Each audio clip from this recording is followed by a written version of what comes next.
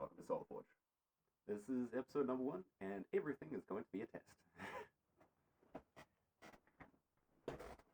Scratch that, make it episode 0.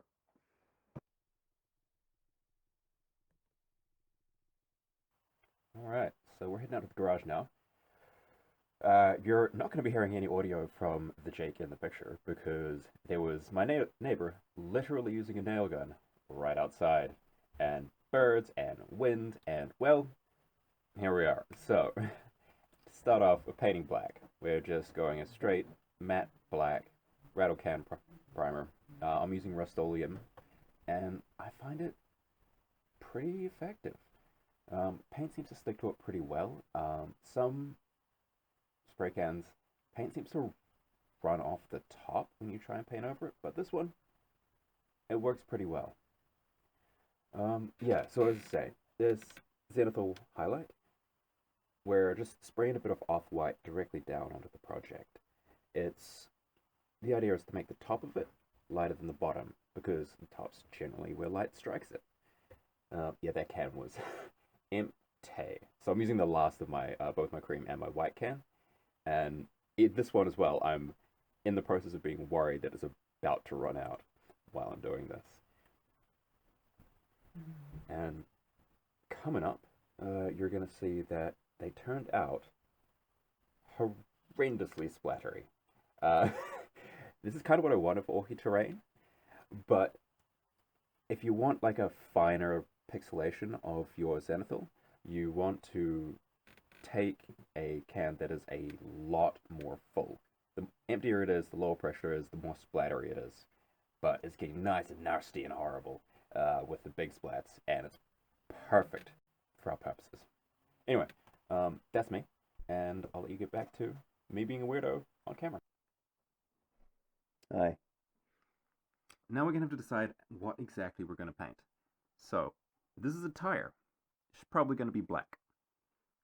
This bit here, I'm feeling like this whole terrain's supposed to be orky, so I'm feeling like a little red splash on this.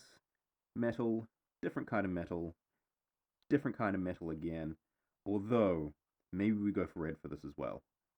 Got an orc face. What is that what you call it? An orc thing here. So that's clearly going to be red on a black background. Metal, blue for some reason, metal, yellow, and this is the bottom. I think we're just going to grungify into a muddy, horrible brown. It'll be perfect.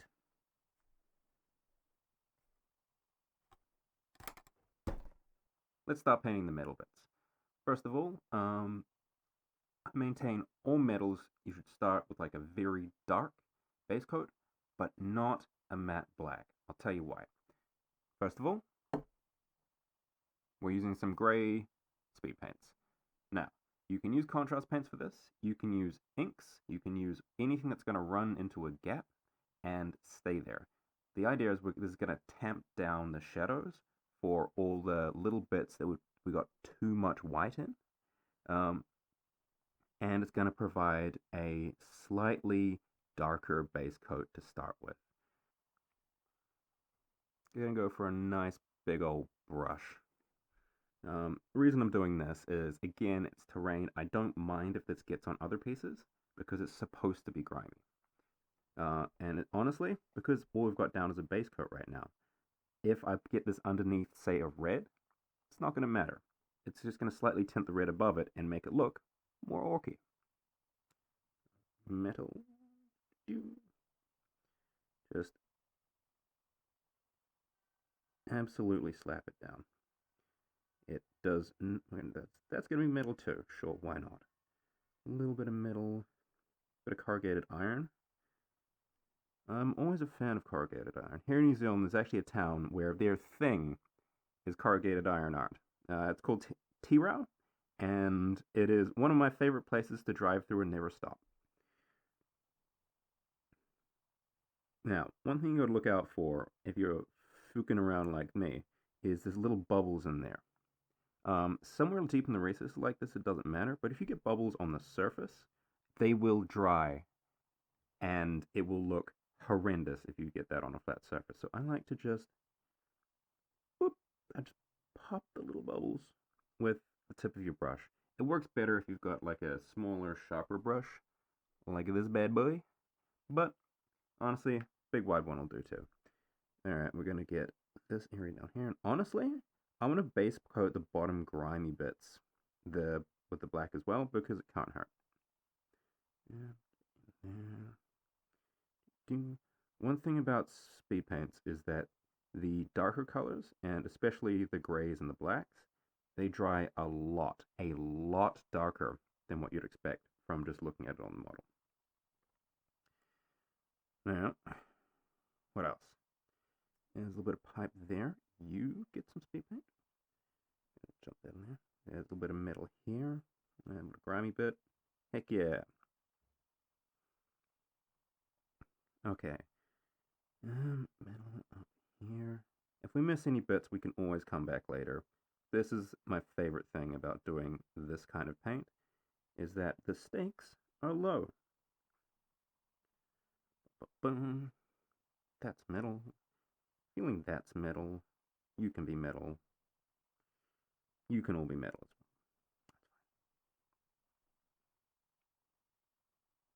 Yeah, at this stage, it's very hard to screw up. Now, you tell me that this looks nothing like metal, and to be honest, you'd be right. But we'll show you later that it's going to come out real nice. And honestly, shading recesses is always good, unless you want a glow effect, which we don't.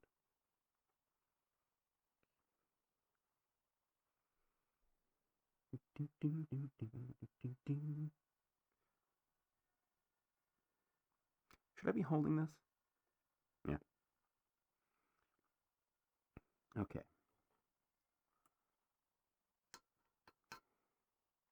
Oh yeah, I got my water over here, which is why I randomly reach off screen every now and then.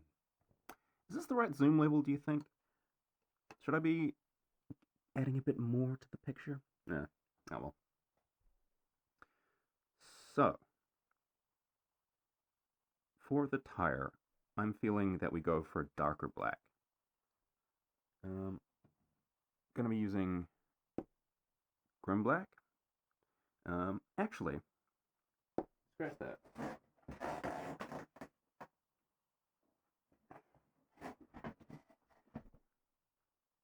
Gonna be using Liquitex Carbon Black ink. Can I just highly recommend Liquitex inks? They are an absolute pleasure to use.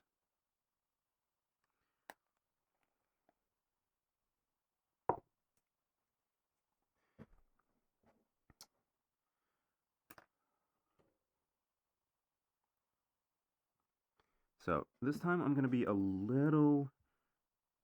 just a little bit more careful, because if I overspill this onto somewhere where it's not supposed to be, it's going to very, very much darken it down.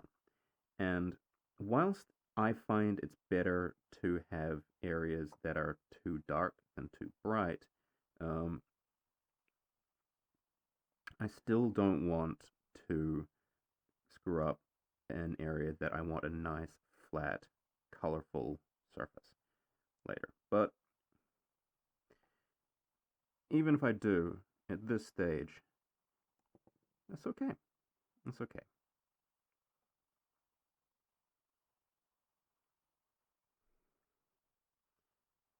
Okay.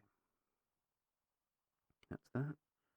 And, oh, that is the wrong one.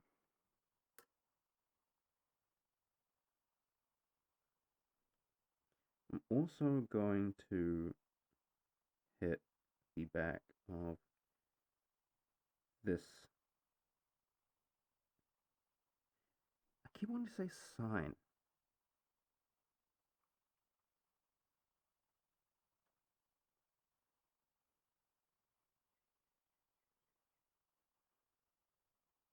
Yeah, the one trouble with using spray paints as a base coat is that sometimes it can be difficult for other paints to stick to it, especially inks.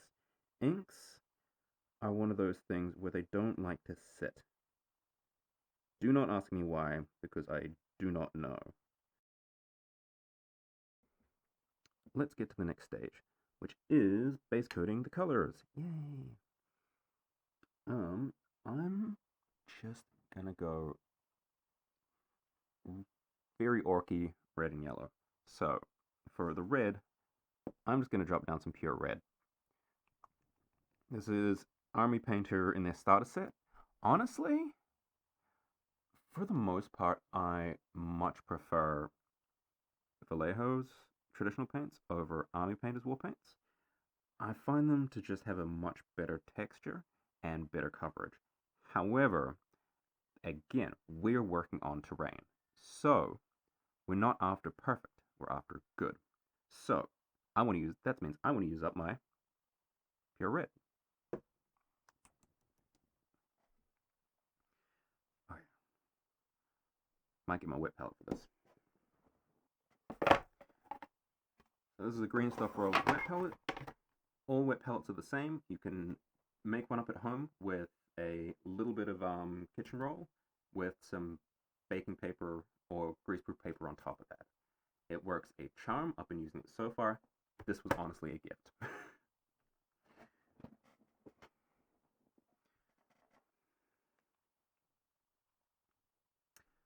Another thought, I might actually use Hull Red as a base coat.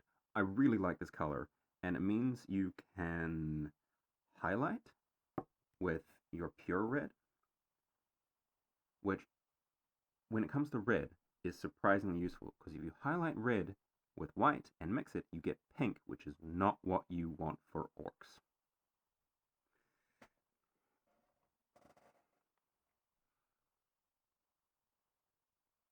I was 50-50 on this color when I first bought it, but my god, I use it all the time now.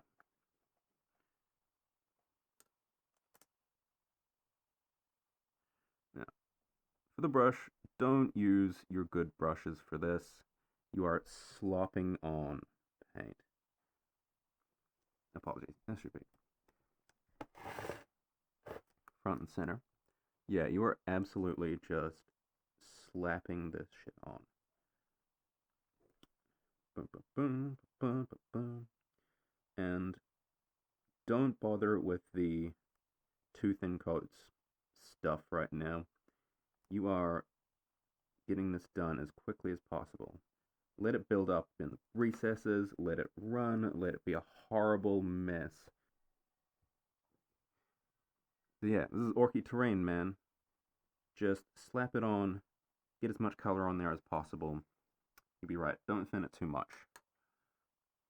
However, if you don't want to completely ruin your brush, try maybe occasionally wash it. I don't actually care for my brushes very well, so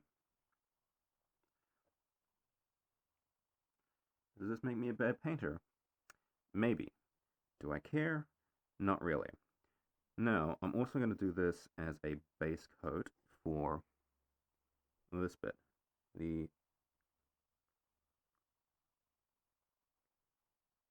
bit being a bit more... Hang on, I'm just going to dry off my brush a little bit. Should probably use an actual towel for this. So... Fine.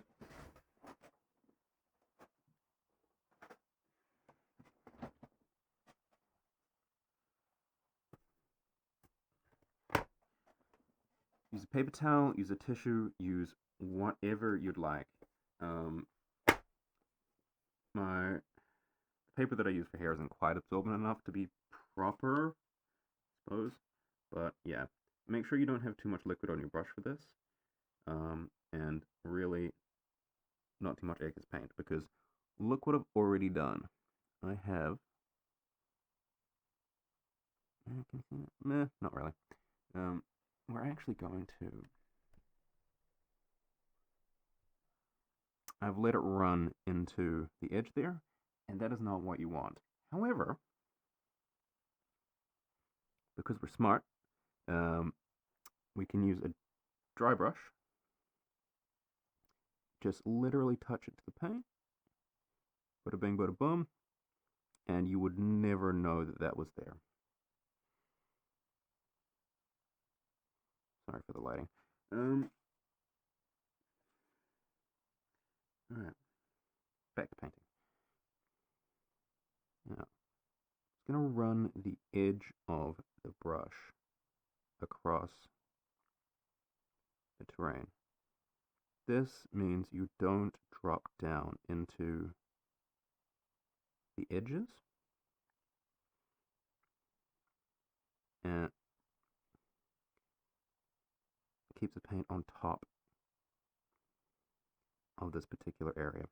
Now, as you can see, I went in too heavily with watered paint earlier, and it's mixed in with the wet ink that is in the gaps, and it's making my life hard.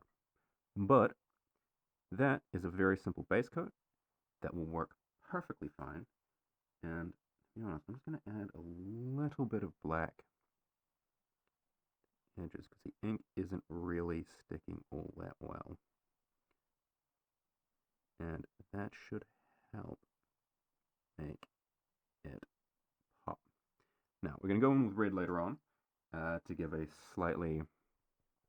a lot brighter of a look. But that looks like a really nice, nasty, rusty, orky sort of war banner. There we go, war banner.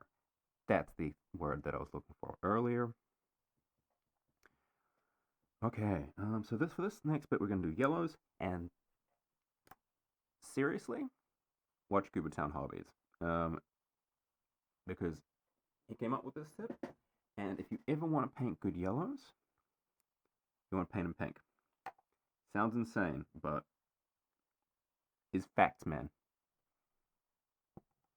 Is facts. A bit of water. Okay, so the Vallejo Magenta, really great color. Use it all the time. It's a slightly drier paint than the ones I've been using so far, so you may have to water this down a little bit. Again, you're going on with a single coat of this.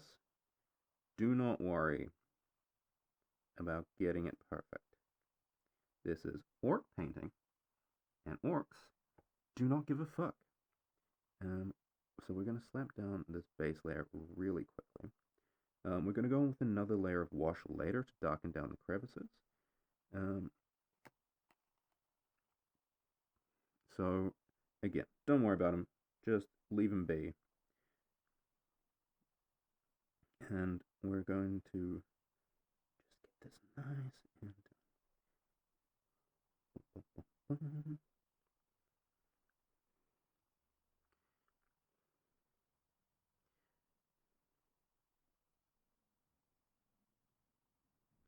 yeah, so when the base coats are done with this is going to be a riot of color, but don't worry, we'll tone it down at some point.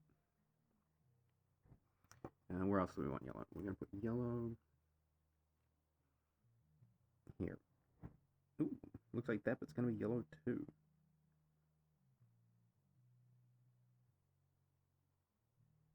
We are just going to... Orc paint job.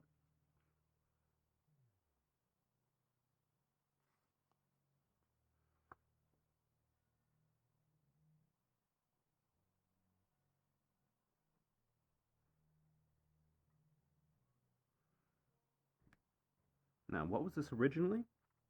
I don't think I know, and I don't particularly care.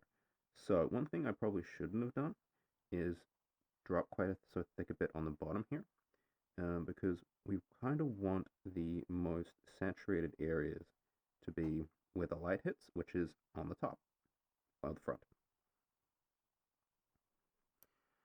Yeah, this is going to be yellow as well. There we go. Now, if you got OCD, I hate to say it, this channel may not be for you. I'm very sorry. But for those of you like me who likes just absolutely screwing around with messy paint jobs, oh, my friend, you have come to the right place. Yeah, just one thing I cannot abide, bubbles. Um, if you're doing messy, quick strokes across texture, you're going to get bubbles, and that is one thing you do not want, my friend. I cannot stand it. It is the literal pits of hell, those bubbles. Now, I've decided that for this area it's going to be all grimy. We're going to base coat it with some hull red again. Same stuff as before. That's a bad boy. And we're not going to highlight it up to red like we are this area, but it's going to mean that this whole bit's just going to tie in really nicely.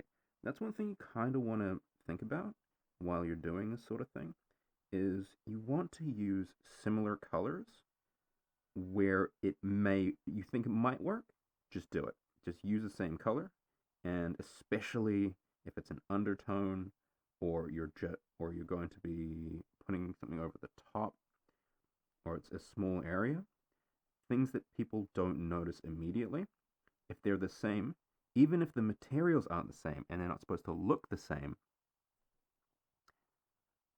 then it's going to tie the whole piece together. So having it here, here, here, these are 3 different areas that are going to be 3 different colors. But by base coating them all the same, it's going to mean this whole piece is going to tie in a lot nicer. And honestly, if you're underneath here, no one's ever going to freaking look. So feel free not to worry. Just slap paint upwards. And this is going to look like is dirt being kicked up from a muddy ground. And I'm going to do the same thing here.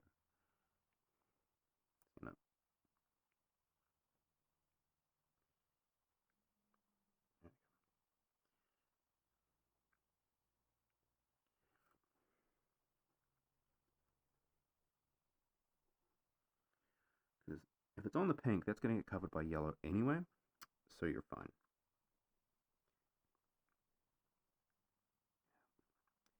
Just hit this whole area with some upward brushing, not dry brushing. This technique is technically called overbrushing, where you've got wet paint on your paintbrush, but you're just slooshing it over the top. It's not the technical term, but it's what we're calling it. So here we are. Now, one great thing about Octarius is that it's naturally supposed to be textured. So any paint jobs that you have, none of them are flat. So usually, if you want a real nice paint job, you want to wait for it to completely dry. Otherwise, you're going to be pulling up the bottom layer of paint, and that's bad. However, because we're painting Octarius, you can just slap more on real quick. It means you can get a lot more paint on the model a lot more quickly. And if you do pull up texture, that is 100% a positive. Okay. So, we're going to paint a couple of the details blue, and then we're going to start worrying about the metallics, which, let me tell you, absolute favorite thing to do. That way on, and I'll be back in a sec. We're using ultramarine blue here, again from the Army Painter starter set. It's not my favorite blue. For the most part, for miniatures, I'd be using, what is it? Literal blue from Vallejo. This is one thing I love about Vallejo.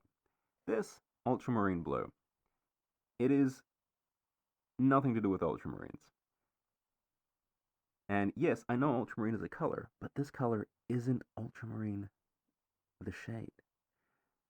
This one, on the other hand, is just blue. It is honest, hard-working, salt of the earth blue. and I appreciate that name scheme. Alright, so, details. Blue. This little bit here I'm feeling, that arrow there, and I'm going to make this box blue.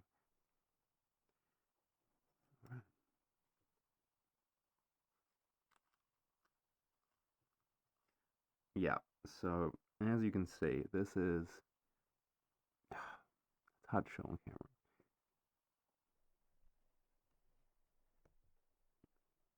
This is the absolute thinnest paint out of the bottle. I'm going to have to do a couple of coats with it to even get a basic coat down, which is why it's not my favorite. But honestly, we're painting Octarius. So it means that it's going to be withered and desaturated and covered in other crap anyway. And I went way over the edges there, but we're going to pick that up. There we go. Put it back on. Yeah, so a good trick of this is use a bad brush, get a whole bunch on, and then touch it to your drying thing. You get tissue, you get paper towel, whatever, and this will actually pull out a lot of the moisture. You'll lose a lot of pigment too, but it will make it a lot more concentrated. There we go. So this should hopefully go on. There we go. You get a lot better of coverage if you do that. So adding water to your paint thins it. Removing water thickens it. Putting something on your wet palette will make it more wet. If you touch it to any kind of paper surface, it will pull out water and make it more dry. So you can actually use this in a very interesting way. I got some black on there, so I'm actually going to use that and put some dark there. Now would you look at that. So if you take this and put it on a cardboard or paper surface, you can leave it there. It'll dry out, pigment will stay on the top, and you're going to get a much thicker paint. I usually don't do this because it means it dries out completely in like 5 minutes, but it does mean that if you want to dry brush with a thin paint and it's just not working, or you just want a thicker paint for some kind, you can put it on here, wait a few minutes, let it pull the moisture out, and then use it as a thicker paint. Or you can just get a better paint.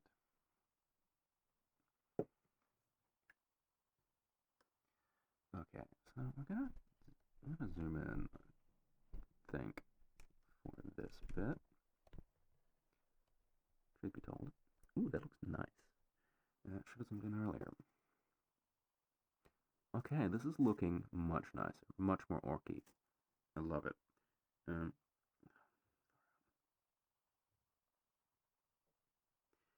So I'm gonna go, almost already dried, so we're gonna drop some more on here. We're gonna drop some blue on here. Just absolutely slapdash. It's not meant to look like it's fully covered. This hasn't been blue in at least 3 decades. Sorry, three decades. I hate filming this close in. Maybe I should just get another camera. We'll see. We're gonna make this countertop blue, and underneath of it a bit blue. And now I am, after we've done this junction box, thoroughly sick of blue.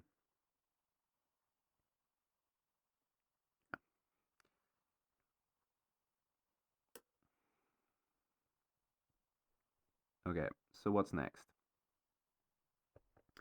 Well, we're going to be going in on the areas that are supposed to be yellow. Once more, we're using Army Painter's Demonic Yellow. This is the thinnest and least well-covering paint that I have ever used. However, if I'm putting it on top of a magenta, you'd be amazed at the results we can get. So,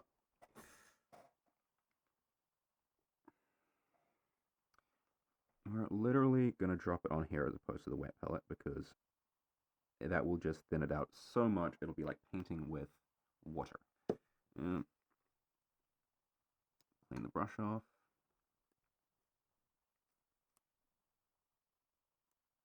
There we go. If you thin it like this on the wet palette, it gets a lot wetter. If you thin it like this on paper or a dry, I'm going to call this a dry palette. On a dry palette, it gets thicker. So, useful technique. And we're just going to boom. And once more, this was painted by orcs. So, it's going to mean that your paint lines are allowed to be an absolute shit show. There we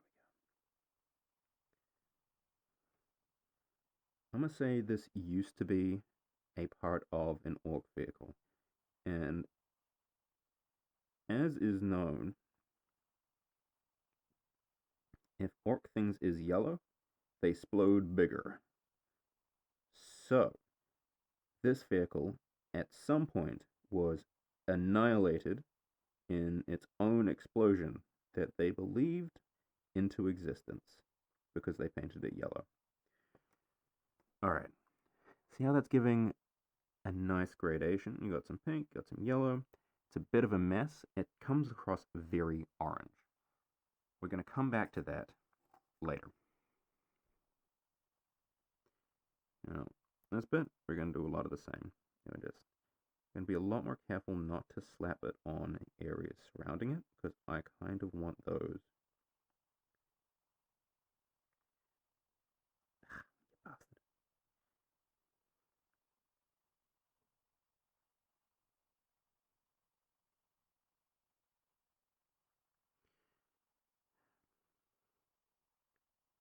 Sorry, just concentrating. Apparently, I can't talk and paint very well together yet. Maybe future me will be doing a voiceover for this, or maybe future me will not. We'll see. Alright. Yeah, horrendous paint lines. Orky terrain. We're going to be hitting this with washes and weathering, and it's going to be absolutely gnarly later, so it doesn't have to be perfect. I think I've thinned it slightly too much. Thickened it slightly too much. There we go. That's it. Nice consistency.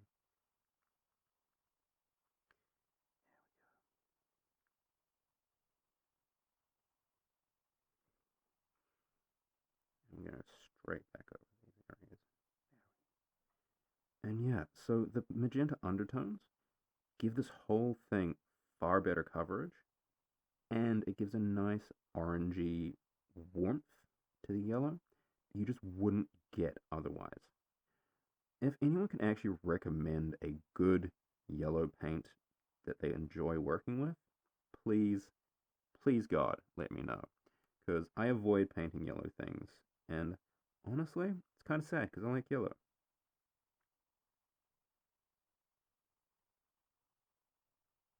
And truth be told, the warm undertone is only useful for certain types of yellow.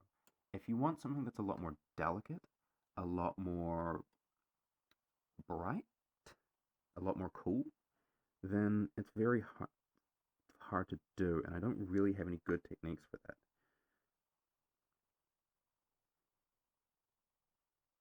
Like, maybe undercoating in green, but I feel like that just makes the green thing, sorry, the thing you're supposed to make yellow, super green.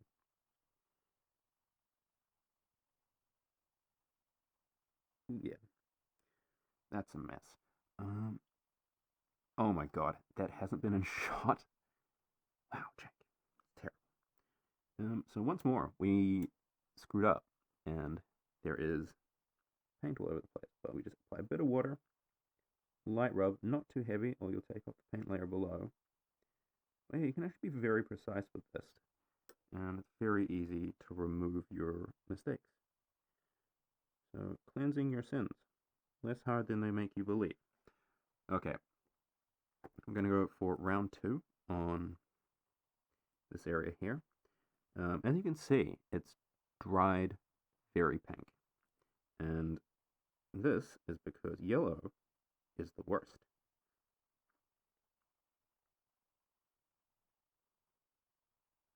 Ooh, yeah. Okay. This is looking a lot nicer.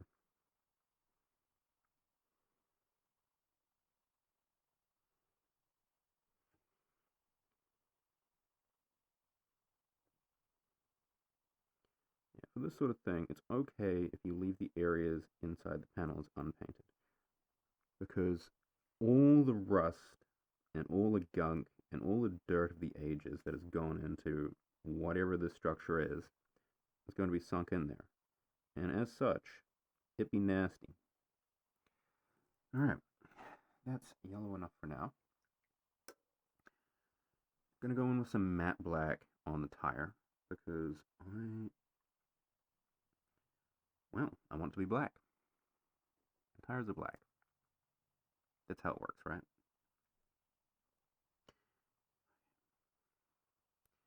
So part of me wants to slop it on, part of me wants to be careful, and the thing is, I have more terrain to do after this video, so the part of me that wants to do it quickly wins. I'm going to just absolutely jam it on. This is the great thing about painting dark colors. It's okay if they just liquefy and sink into the gaps. You're allowed to do that. I mean, you're allowed to do that with lighter colors as well. It'll just look like shit afterwards.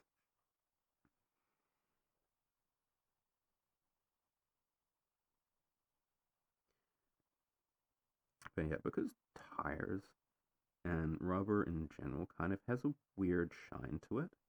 The good thing about tires is that unless they're brand new, they're very matte in their coloring.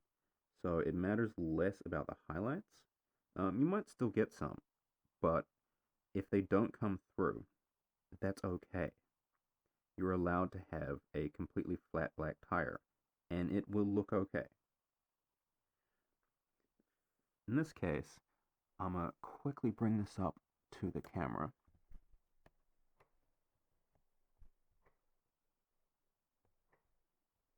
Yeah.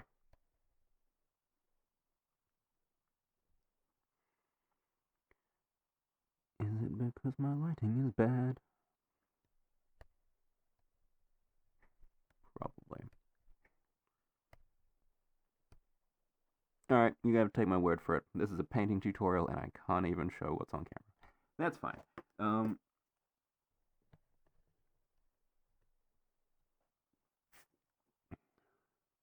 So, turns out black does not show well on camera, but you still get a little bit of the highlights coming through at the top, but very little. And that's fine, because you don't need them. These tires, black as midnight, whatever, so long as it's matte tires. We're going to switch this area from a hull red, and we're going to move it up to a true red.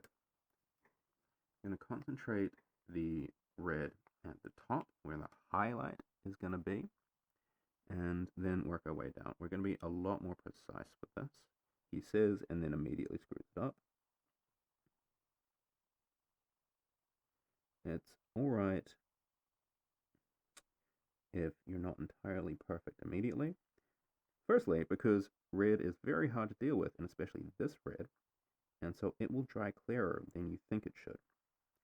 And a little bit of texture here on the orc face, and we're going to have to clear that out in a sec, but I'm going to leave it for the moment.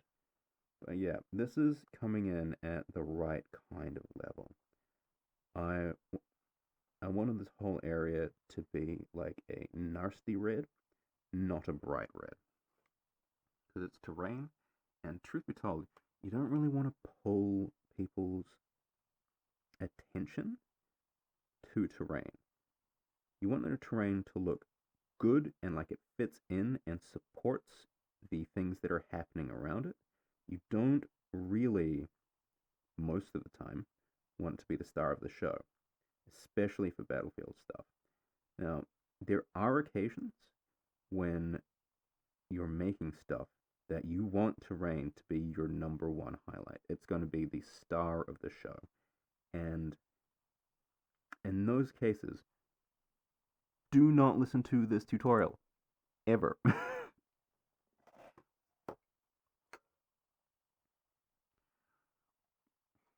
Truth be told, you don't have to listen to this tutorial anyway. You can literally do whatever you want with this. I enjoy doing this, and you should too. And this is my way of doing things, and if you feel like your way is better, then absolutely, carry on, you do it.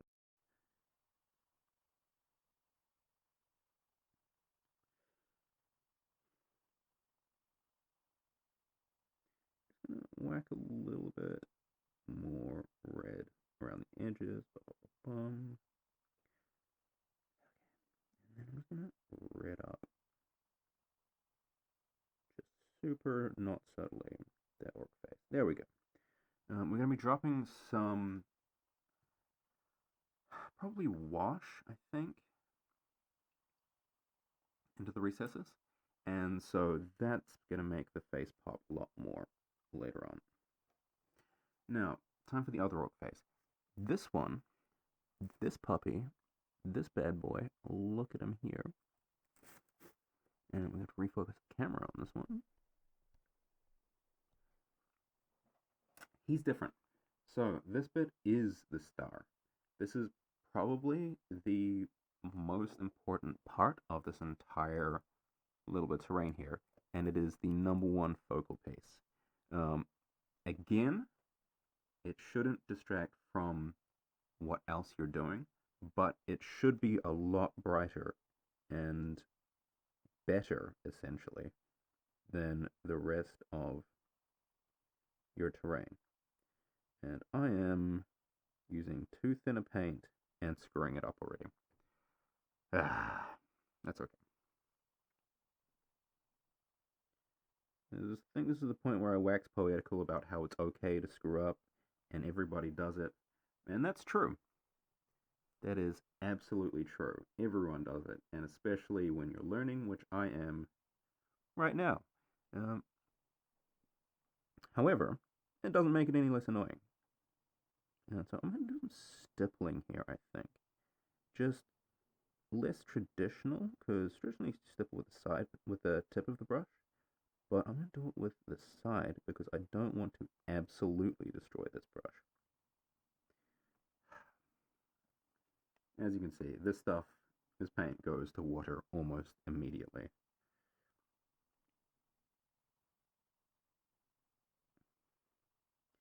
Just, if you see me in any other painting video using this paint, smack my hand and tell me to buy some goddamn red.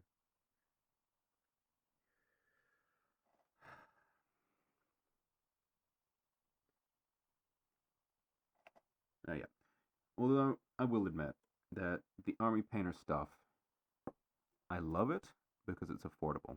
Like, a bottle of this can be, depending on where you get it, half the price of what you pay for with Citadel. And ain't nobody got time for that. Same reason I use speed paints. This, there is as much in here as you're, in fact, more than you're going to be getting for contrast paints, and it costs literally half the amount. This stuff is the best purchase I've ever made, hands down. Okay, so we've just got the metallics left, and then we're going to do a wash. So this is why you really want to come to this tutorial. Say hello to your new best friend. This is a makeup brush. It is the baby brother slash sister of this makeup brush. And these are what you use to get the best easy metallics you have ever done, full stop.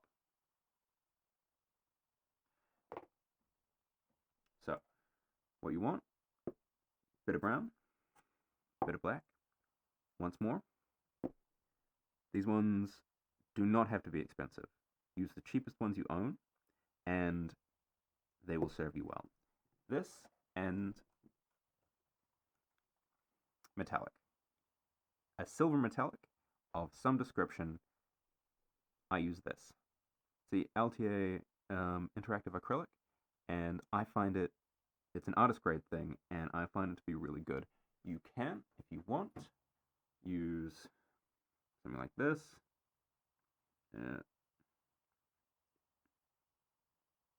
Please focus. There we go. Plate mail metal. You can use any silvery, steely metallic. I find the drier ones work better for this because you're going to be dry brushing.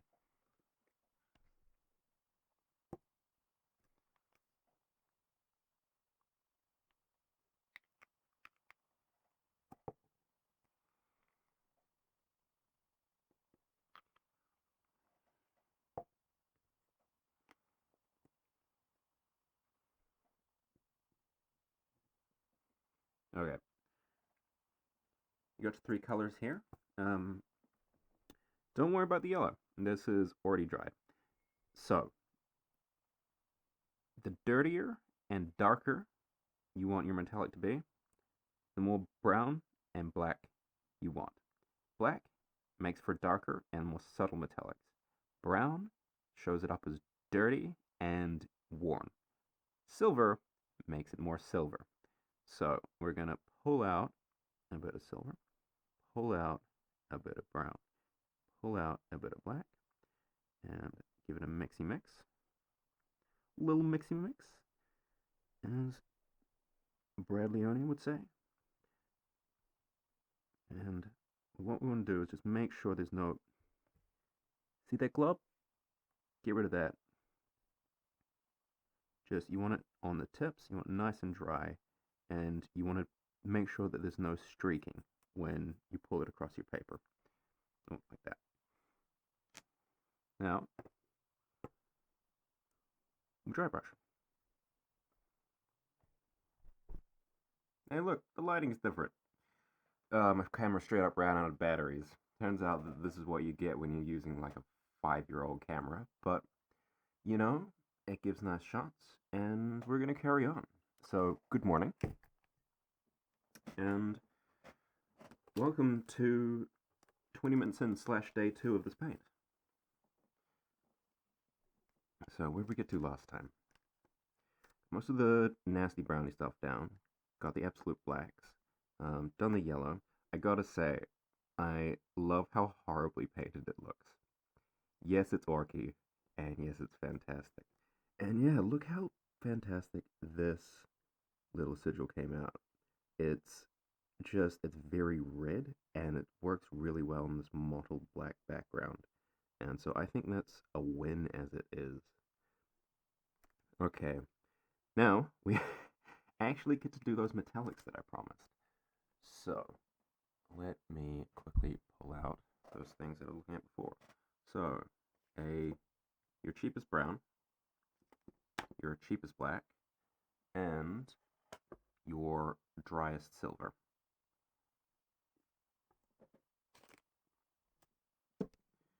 We're just going to doot some of this down.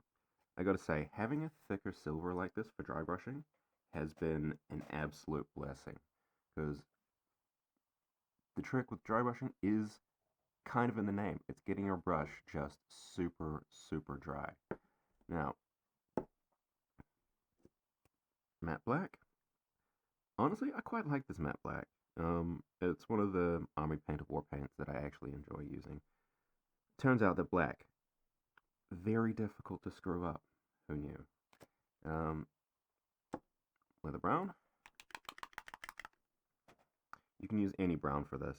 The lighter the brown, the more you're going to want to use. Otherwise, it'll just lighten it way up. Like, I've done it with dark umber. I've done it with a whole red. both of these perfectly fine options. Now, if you're using a smaller miniature, then I would recommend using a very small brush. However, this is the one that we're going to go for. This one, too big. It will absolutely wash out the entire thing in metallics, so we don't really want that. Of course, if you're doing something like this, where it's all metal, it's absolutely fine just to grab an enormous brush, dab it down, and do the whole thing. But for this particular one, I'm gonna go medium size. Truth be told, you can use any old brush, like this old destroyed one. It's probably not soft enough anymore, but if you have any old brushes that you haven't filled up with clay, then feel free to use them. So we're going to pull some of this out, pull some of this out, and we're going to pull some of this out. The more silver, the more light, the more black, the more dark, and the more brown, the more dirty. So we're going to use plenty of that brown. This isn't going to be a nice crisp silver. This is going to be a, yeah, this was rusty and nasty, and this is going to be the base layer of that. I'm going to add some rust effects later, which, honestly, don't matter. They're just going to be a bit of orange. It's going to be great. So, one thing that I've found is that every model that I use this on, the lighter you go with your mixing of the metallics, the more good guy-ish it looks. I realize that is a kind of a weird thing to say, but yeah, it's true. I had my Saurian staff host, which are essentially, yeah, they're Saurians from the future for one-page rules, and they were looking too bad guy, and I kind of wanted them to be like, not necessarily good guys, but, you know, at least sympathetic. And they came in with I came in with a dark metallic like this. Like, I don't know if you're getting that, but I'm going to bring this up really, really freaking close. Like that. And they kept reading as menacing because, truth be told, they're kind of terrifying. And with the dark metallics, it just made them look like they were the bad guys for a movie or whatever. And I kind of want them to be some cool guys. Not necessarily good, but just pleasantly dangerous, you know? Now, underneath these metallics, the texture and dotting of the undercoat is actually coming through really nicely. So you're getting this mottling effect, and I absolutely love it on this kind of metal. So we're just gonna. Usually you would try dry brush from the top, so that because that's where the light hits. However, if you're getting in fiddly bits, don't worry. Just hit it with from wherever you can, and I'm just gonna lightly touch the tops of these little things, little spikes, and if you rub off a little bit on the wheel, that's fine too. So kind of got to decide whether we're going to make these bits here metallic, this texturing. And truth be told, I don't think I'm going to. I'm going to leave this as matte black. So we're going to hit all the surfaces. Just keep working with this until you feel like your brush is running out. Oh yeah, absolutely. Look, no, you gotta see this. Hard to capture, but yeah, look at that. Look at that color. Look at that finish. It's absolutely like an aged metal. Like, this is my absolute favorite technique. Bar none, I've never had better results. Now, if you're doing non-metallic metals, oh, hello, I'm going to bring that back to here. Perhaps I should invest in a better lens, wider focal range. But if you're doing non-metallic metals, I can absolutely understand that this might not produce as good a results, but for the amount of effort that goes in, hot damn, is it a fantastic way to paint. There you go. So, I think running out a little bit, so we're just gonna dab a little doodle onto the brush, and yeah, red, nice and dark, nice and dark. Yeah, don't be afraid to add more black in. Like, it will absolutely show off as metal. Don't you worry. Boom. Now, I'm not going to hit that side because I want that to be like a crackled black. Like, we're going to just leave that as it is. But for this bit, yeah, absolutely. Metal, metal, metal, metal, metal.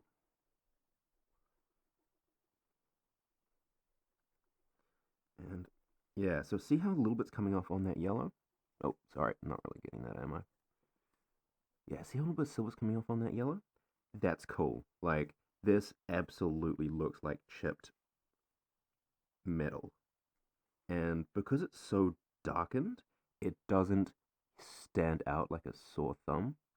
So, yeah, absolutely just don't worry about overspray on this sort of thing. It will just add to it. And if you hit the bits that you've messed up, like down here, a little bit, suddenly it looks like chipping and withering, and it's free money basically. Just take it. There you go. Okay, so we're gonna hit that countertop, hit that there, and again, I can't state enough how much the underpainting really helps blend this bit all together. Because for terrain, what you want is you want people to be able to ignore it. It sounds stupid, but you want it to look good enough that it'll fit in the universe, but other than that, not catch the eye. And this kind of dappling, this underpainting, is absolutely perfect for that. Anyway, I think, truth be told, you could absolutely leave it here. That is a painted piece of terrain. If you plop that down on your board anywhere, no problems. Absolutely perfect. However,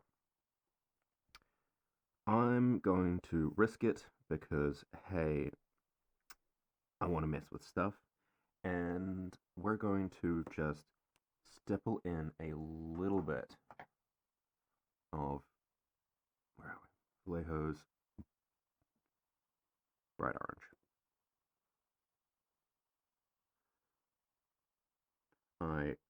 This color is great because it is just absolutely fluorescent and looks terrible in most situations. However, we're going to just brown, metallic, black. Just go draw out a tiny bit. There we go. Look at that. Look at that delicious nastiness. And we're just gonna bop, bop. Gonna stab a little bit of that on there. And we use a little bit more brown actually. Follow-up question, where did I put the brown? Oh.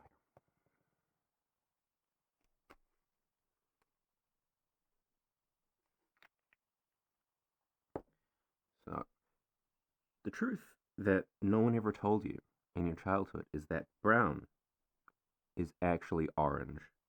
It is a conspiracy, and I did not believe it myself when someone told me. However, check out your goddamn color wheels. Have a look at your hex codes. Just ask color theory. I did not believe this myself, but if you darken orange, what do you get? Shit's brown. Brown is basically anything between a dark red and a dark yellow. So my camera's cut me off because I started talking conspiracy theories, and Big Orange definitely wants you to know that it is in fact only orange, and brown is brown, and that's all there is to it. So we're gonna, oh yeah, look at that. Just gonna dab that. It's gonna dry a little bit darker.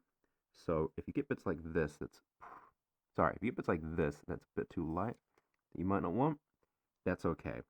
We can add some water as well, just make it a little bit less obvious. We're gonna use it in the cracks, underneath. Yeah, I feel under. Oh yeah, get in there, boy.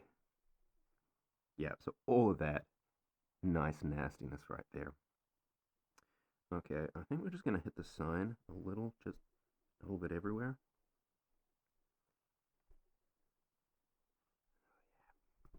I think adding more muck to the bottom of some of stuff is the way to go.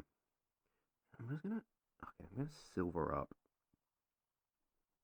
just oh, doop, doop, doop. Okay, lesson one: learn where the hell your hands are, and keep things in focus. So that's about it for now. Where what I am gonna do, I'm just gonna brush a little bit of water on it, and we're going to slightly take down the rust effects and just splotch, splotch. We're going to lose some of the metallics that we brushed on as well, but that's okay. So you get that really nice, nasty, pulled away texture that you don't want any other time during painting. But for rust effects, for orky terrain, baby, this is the way to go. We can actually, over here, did we do a bit much? Just pull that away and mess that up, remove some, give it a little bit less evenness. There we go. And yeah, that's most of it. So if we want, what we're going to do is we're going to just rub off, remove things from the dry brush. Just, you can use a paper towel. I've got this big old roll of brown paper here that I keep on my desk. Fantastic, by the way, would recommend. Just get rid of as much as possible. And we're going to pull on just a little bit of pure silver, mixed with that, just a little bit of the brown and black, a lot less than before. And this is going to be our highlight.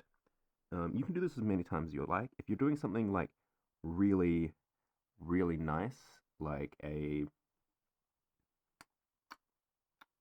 one of the Iron Warriors on parade, you can do this several times. Go from a really dark metallic dry brush, and then just add less black and brown every time until you come up to a pure silver, and just keep highlighting and highlighting and highlighting up. But for this one, everything is nasty.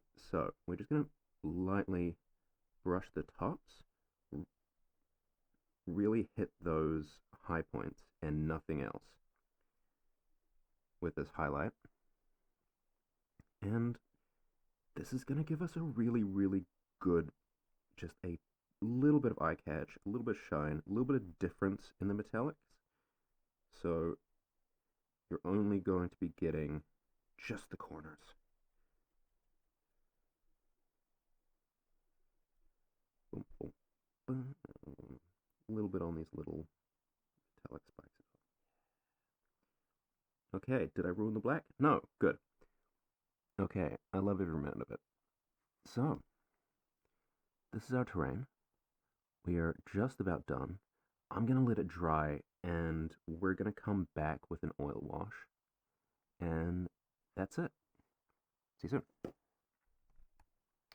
So, just another wee tip. When you're cleaning your brushes, especially your dry brushes, they always take ages to dry, and you want dry brushes to be dry, as discussed earlier. So if you want them back within a reasonable period of time, and it's cold or damp or whatever way you are, dry them off, brush them off in either isopropyl alcohol or some other spirit. So what I'm using is methylated spirits, which is significantly cheaper than isopropyl alcohol. and at least in New Zealand, much more widely available. It's here a fiver for a liter is pretty good. So yeah, where is it? Isopropyl alcohol, at least $10. I would highly recommend doing this. And truth be told, by displacing the water and replacing it with alcohol, it's actually going to keep your brushes alive longer. Unless you use a type of alcohol that melts the glue holding the brush together.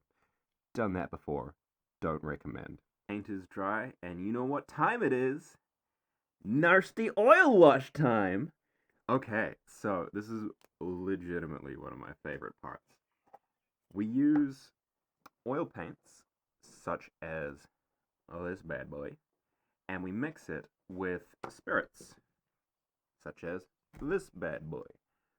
Essentially, what you want is turpentine or white spirit, ideally the low odor formulation, and we mix that in about 6, give or take, parts of this to 1 part of this, and you get the best wash that you have ever used. Alright, so we're gonna do it now. I'm just gonna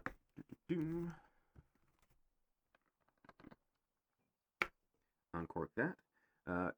This is not an important brand. Like, you can use any brand and it will work just as well. For these, as a reminder, these are solvents, so you want this to be, just petting a little, you want this to be as open an area as possible. You want good ventilation, and you want to make sure that you're not huffing stuff, because let me tell you, you're gonna die. And if you're ever going to be keeping this, don't keep it in plastic, as 1, it could melt the plastic, and 2, plastic isn't really good at keeping volatile stuff in, so I always use glass jars. Little ones like this for when I'm making up single or maybe a couple uses, and then for big ones like this, this is what I store most of my turpentine in for everyday use. Now, you're going to go away. Oh, and don't leave it in the sun. Bad things. We're gonna bust open some. This is some Winsor & Newton oil colors. I think per the price, these are probably the best available. And honestly, anything more expensive than this, especially for oil washes, waste of time. Anything cheaper, and I found you just cannot paint well with it. It's horrendous. Hang on a minute. Yeah, so don't spend any less than what you pay for some of these. I'm just gonna drop a little bit out there. Also, be warned, when working with oil paints, they will get everywhere, and you will not be able to get them off. It is an absolute pain. So be a little bit careful. Work on surfaces that you can literally throw away, because if this gets on clothes, you are never getting it out. We're just going to do a bit of black and a bit of brown. The brown provides a really nice, nasty color, and the black provides darkness. So do with that what you will. Get an absolutely dead-ass brush and grab some of that, and this is really satisfying. I'm just going to do a little close-up of this.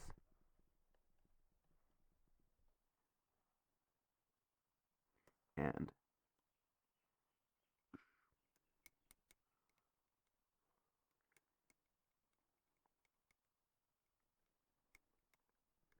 just mix that bad boy in there, and it'll come to this really nice, thick, nasty flavor, texture, consistency, something like that. Anyway, glass isn't the best for mixing on, so use the rim to pull the paint off your brush and then mix it back in to the thing. Now, again, when we're doing this, it's okay to be a mess. So if you've got clumps, if you've got bits and pieces that aren't fully dissolved and a little bit nasty, that's fine. This is orc terrain, baby. You can do what you like. I personally keep one clean bottle of this type of wash in a larger container like this. I'm kind of out of it right now, but yeah, just keep on the side and pull out when I like. But for stuff like this, I just throw whatever I've got, some oil paints in here, good to go. Oh, as a side note, using methylated spirits or potentially even isopropyl alcohol, that won't dissolve oil paints. I tried it, and neither of them worked with these oil paints. You need turpentine or white spirit. Alright, so that looks sufficiently mixerood. Yeah, it should have the consistency of just a kind of milk. Seems wrong. Like, it seems wrong to say milk, but that's sort of what you're going for. All right, we're gonna. All right, I'm just gonna remove the oil paint from my surface. Get the worst of it off just by scrubbing it with some paper towel, and that should wipe the worst of it away. If you're working on something very clean, just throw this whole thing away before you start. Because we're working on something pretty dirty, I'm just going to throw stuff on. Now,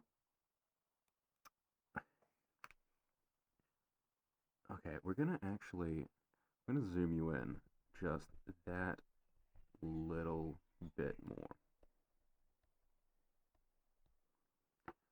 There we go. Now, my favorite thing, just absolutely, absolutely coat this. Just touch and it spreads along the joints. Just slap this all over. Start at the top and let it run down. One thing to note while doing this, do not scrub. Do not like move your brush back and forth. You just want to dab, dab, dab, dab, dab, dab. Um, Otherwise, it is a very powerful solvent, and it will straight up strip all the paint off if you scrub. The dry brush and metallics we did earlier, it's a very, very thin layer, so just it will take it straight back off. Oh yeah, look at it go with that face. Oh man, I should have closed up that bad boy because that is just the most delightful.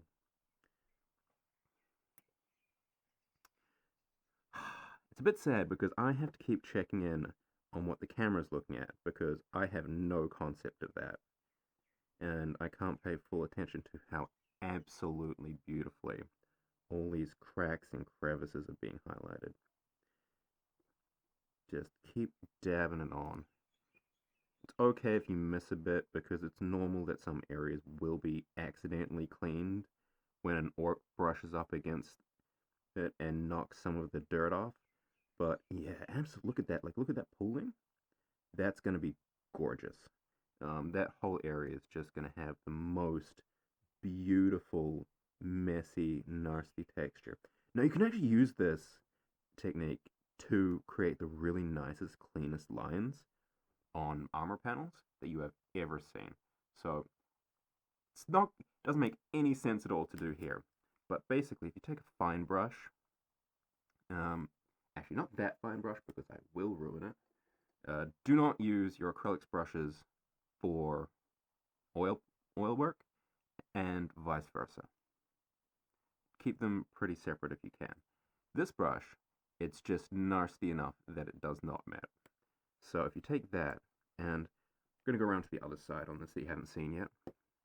Little bit less dramatic, but if you just take that brush, put some oil wash on it, and just dab it into a crack. Hang on. It just runs really nicely all the way along and pulls away from the flat surface. I don't know if you're getting that, but trust me, it looks clean as hell. We'll get a close-up of it some other time, because that's not really the point of the video. Anyway,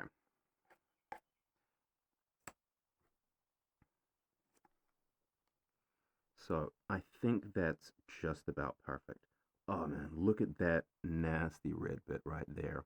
This is exactly what you want for this type of weathering. Um, yeah, I think we're just about good to go. I'm going to do the backside, and then I'll do that off camera because you've seen this. You know how it works. And then we'll be good to go. We'll do some final shots.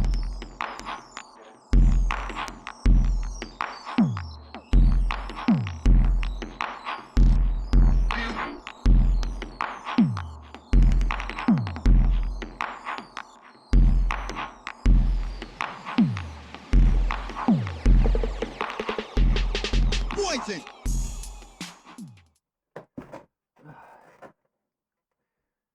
So that's about it. I really enjoyed this. I think we painted a great wee piece of bulky terrain, and I hope you enjoyed it. Before I go, I have a website, and I paint miniatures for a living. My handle, it's solarforge.studio. So if you're interested in grabbing yourself something like this, or maybe this, then feel free to jump on there. I do terrain, I do miniatures, I do all sorts. We're actually doing custom Dungeons and Dragons characters. So if you want to just work together and make your own D&D character and have it fully painted and sent to you, let me know. However, the one thing you can't have is this. This is my baby, and I will keep it forever. Anyway, thank you so much for being here. Haidara, and goodbye.